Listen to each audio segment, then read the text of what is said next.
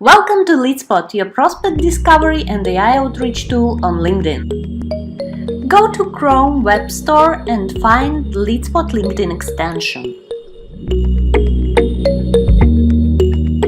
Click Add to Chrome button, add extension, and you will be immediately redirected to LinkedIn demo page, where you can discover your first contact.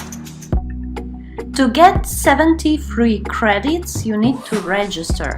Please register at LeadSpot website and then log in to the extension on LinkedIn.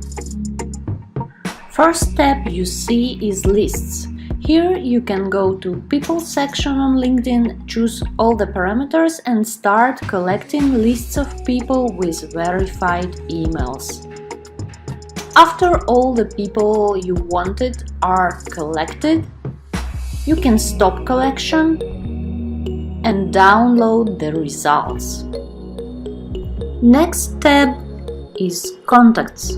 Here you can discover the emails of people and also you can add them to LeadSpot CRM as well as to lists in your contact book at LeadSpot website. Next section is Messages. Here you can send semi-automated messages created at LeadSpot website. One click and the message is sent. In the Alerts tab you will see overdue leads from your LeadSpot CRM. Reach all your LinkedIn prospects with LeadSpot. Hello everyone, welcome to the CRM feature in our website. The first thing you want to know is how to add a customer. Click on the plus button and you will see this pop-up appear. You can fill in all the information that is required, click the add and you will add the company. Please note that the company name, the status and the action dates are the most important information you must filter.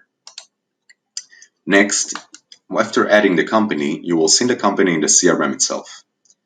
As you can see, the red companies are companies where the action date is already due. If you want to switch the status of the company, you can simply click it, change the status, click Save, and it will change the column in which it is.